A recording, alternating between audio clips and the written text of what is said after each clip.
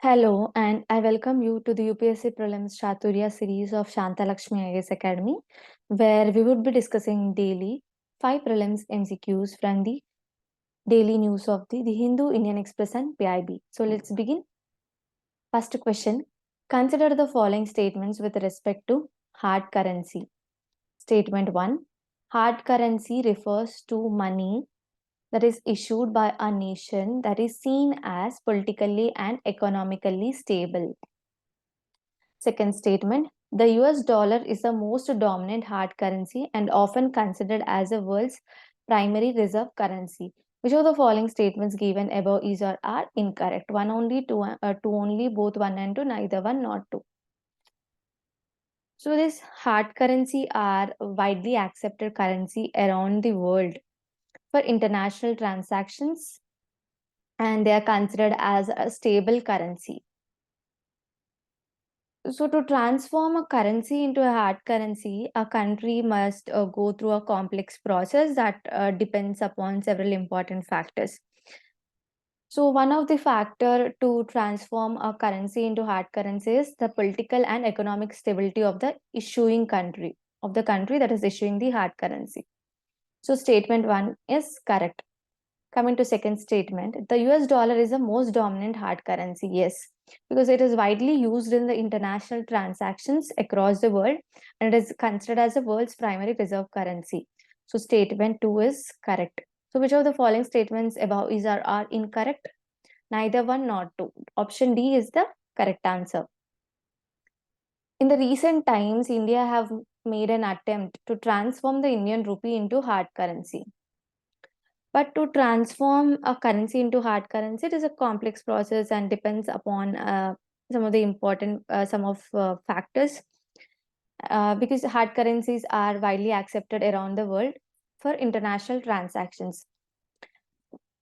To transform a currency into hard currency, this process requires a significant systemic changes that may potentially destabilize countries' economy as well. So several factors are needed to be taken care of while transforming a currency into hard currency. The issuing country should be economically and politically stable, and the issuing country should be with low and stable inflation with consistent growth, and then balanced trade environment, strong fiscal policies by the government, and monetary policies by the central bank, and then effective national debt management and sensible interest rate policies. So these are the factors that are attributed to hard currency. Again, we'll discuss this. That is economic and political stability, low and stable inflation with consistent growth, balanced trade environment, strong fiscal and monetary policies by the government and central bank, and effective national debt management and sensible interest rate policies.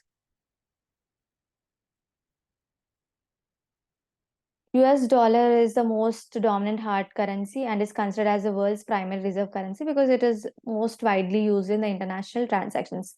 Along with the US dollars, some other hard currencies in the world were European euro, Japanese yen, British pound, Swiss franc, and Canadian dollar and Australian dollar. But for India to transform its currency into hard currency, first it need to work on the local currency settlements. It should make local currency settlements more robust, which would allow the country's economies to stabilize and strengthen, making the transition smoother and less risky. Next question. The river originates in the Rakas Lake near the Mansarovar in Tibet. It flows almost parallel to the Indus before entering to India and comes out of a gorge at Rupar. It passes through Shipkila Pass on the Himalayan range and enters the Punjab plains. It is an antecedent river and it is a very important tributary of Indus, and it feeds the canal system of Bakra Nangal project. Which of the following river is explained in the above scenario? So the correct answer is Satluj. All the above stated characteristics are related to Satluj River. So we'll discuss this. First, why Satluj River has been in the news? Because recently IIT Ropar researchers have discovered a rare metal, that is tantalum, in the Satluj. This tantalum is used in electronics and semiconductors because it is tantalum is a rare, dense, corrosion resistant metal, and Rwanda is one of the largest producers of this tantalum rare metal. So now we'll discuss about the Satluj River. So this is Satluj River. If you look at this picture, Satluj River originates in the Rakas Lake. Here it is Rakas Lake. It is near to Mansarovar. In Tibet, this lake is known as Langchen Kambab. Okay, Langchen Kambab. It flows parallel to the river Indus. So if we look at this picture, this is Indus River and this is Satluj River. So the Satluj River is flowing parallelly to the Indus River. It almost traveled for about 400 kilometers before entering India, and it comes out of a gorge at Rupar. Rupar is present in Punjab. So it comes out of a gorge at Rupar. So before it enters into India, it passes through a Shipkila Pass. Here it is Shipkila Pass in the located in Himachal Pradesh. So it passes through the Shipkila Pass, and it meets the Bias River. So this is Satluj River, and the Bias River meets the Satluj River at Harike. Okay, this is Harike, and it then after Bias meeting the Satluj at Harike, then it flows into the Pakistan to join the Chenab. This is Satluj and this is Chenab. So Satluj will meet Chenab, creating the Panjnad River. That is 5 rivers of the Punjab. What are those rivers? Indus, Jhelum, Chenab, Ravi, and Satluj. So these are the 5 rivers that creates Panjnad River. Okay, the Satluj River is known as antecedent river. What do you mean by an antecedent river? So the rivers that existed before the upheaval of the Himalayas are known as antecedent rivers, and these rivers will retain its original course and pattern. So that is known as antecedent river. Satluj is also an antecedent river. So this is about the Satluj River. And another fact is that this Satluj River will feed the Bakra Nangal dam systems. This is the Bakra Nangal dam is present at the border between Punjab and Himachal Pradesh. This is all about the Satluj River. Next question. Consider the following statements with respect to sea buckthorn. Statement 1. It is a plant found in Ladakh that yields tiny, sour-tasting orange or yellow berries that are high in vitamins, particularly vitamin C. Second statement. The root of sea buckthorn is resistant to cold, drought, and barrenness due to nitrogen fixation by rhizobia. Third statement, it is granted geographical indication tag recently. So how many of the statements given above either are correct? Only one, only two, all three, none of the above. So if we look at statement 1, yes, this sea buckthorn is mostly grown in Ladakh, and it yields a tiny and sour tasting orange or yellow berries that have high in vitamins, particularly vitamin C. Statement 1 is correct. Coming to second statement, this is also correct because the root of sea buckthorn is very resistant to the cold and drought in the Ladakh because of its the nitrogen fixation by the rhizobium bacteria. Not only just the root of the sea buckthorn, even the plants, seeds of plants and the the leaves and berries of the sea buckthorn have medicinal properties.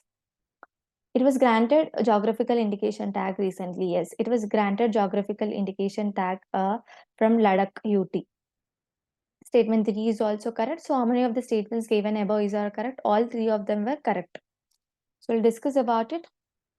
As of now in Ladakh, we have 4 GI tag indicated products. They were GI tag for apricot, pashmina wool, and then wood carvings. And then recently the last one to get a GI tag is Ladakh Sea Buckthorn. So 4 of the products from Ladakh has got the GI tag. So the sea buckthorn is also known as layberry wonder plant. It is usually grown in Ladakh that yields tiny sour tasting orange and yellow berries that are high in vitamins, particularly vitamin C. So these are the berries. If you look at this picture, these are the berries. And it is popularly known as wonder plant, Ladakh gold, golden bush or gold mine of the cold deserts. These plants have several nutritional and therapeutic benefits. Every part of the plant, including fruits, leaves, twigs, roots, thorns, have some or other medicinal and nutritional properties. They can also used as fuel, and they can also used as fence because of its thorn. So the roots of the sea buckthorn are resistant to cold and drought in the Ladakh UT because of its nitrogen fixation bacteria. Ladakh remains the major site for sea buckthorn cultivation, and it is grown completely organically in the Ladakh state without using any pesticide. So sea buckthorn is grown completely organically in the Ladakh UT without the use of any pesticides or other chemicals. Next question. Scattered spiders seen in the news recently is or are? Option A, missile defense system. Option B, cloud computing artificial intelligence.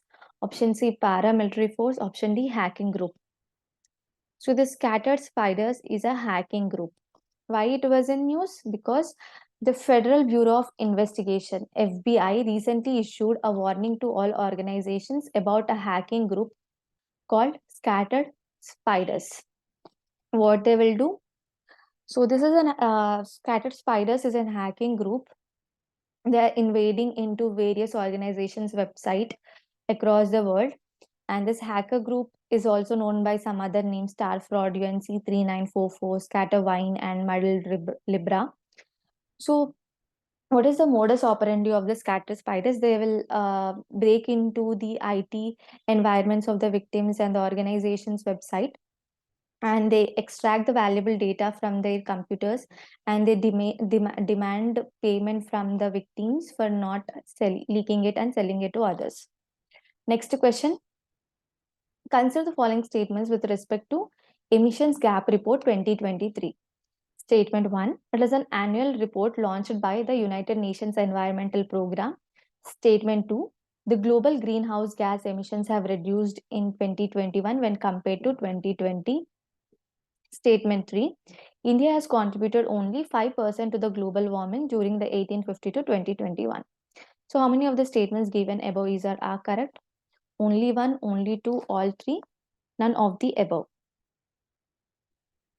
If you look at the statement 1, the statement is correct because it is an annual report that is launched by United Nations Environmental Program. Statement 1 is correct. Coming to second statement, the greenhouse gas emissions have reduced in 2021 when compared to 2020. So this statement is incorrect because the greenhouse gas emissions has rose in 2021 compared to 2020. So statement 2 is incorrect. Coming to third statement, India has contributed only 5% to the global warming during 1850 to 2021. Yes, India has just contributed 5% to the global warming. Statement 3 is correct. So how many of the statements given above are correct? Only 2 of them were correct. Option B is the right answer. So recently, the Emissions Gap Report 2023 was released by the United Nations Environmental Program, and this is an annual report. So this particular Emissions Gap Report 2023 will assess the country's steps, the country's steps or promises that they have taken to tackle the climate change, and comparing with what are the steps that they yet to be that are still needed to be taken. So this report will assess the country's promises to tackle the climate change compared with what is actually needed. And the report will also assess the country's nationally determined contributions, which they are required to update every 5 years. So some of the key findings of the report were that greenhouse to limit the warming at 1.5 degrees Celsius, the greenhouse gas emissions must fall by 42% by the year 2030.